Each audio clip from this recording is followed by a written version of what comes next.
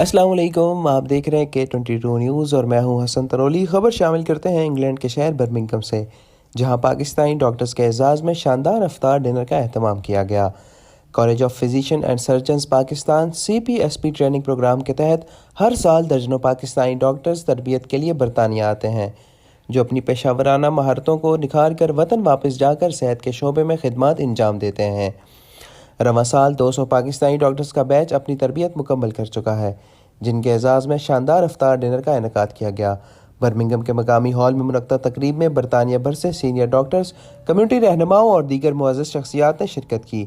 इस मौके पर CPSP से तरबियत मुकम्मल करने वाले डॉक्टर्स की खिदमत को सराहा गया और उनकी कामयाबी का जश्न मनाया गया। यह तरबियती प्रोग्राम डॉक्टर जावेद कियानी और डॉक्टर असद रहीम की सरपरस्ती में कामयाबी से जारी है। मुंतज़मीन का कहना था कि CPSP का मकसद पाकिस्तान के बासलाहियत नौजवान डॉक्टर्स को आलमी मयार की तिबी तरबियत फराहम करना है, ताकि वो वापस जाकर अपने मुल्क में जदीद सहूलियात मुतारिफ करा सकें। तकरीब में मुख्तलिफ मुकर्ररीन ने CPSP डॉक्टरों की खिदमत को सराहा और उनकी हौसला अफजाई की। शुरका का कहना था कि यह प्रोग्राम पाकिस्तानी तिबी शोबे में नुमाया बेहतरी लाने में मददगार साबित हो रहा है और उम्मीद है कि मुस्तकबिल में इसका दायरा कार मज़ीद वसी होगा।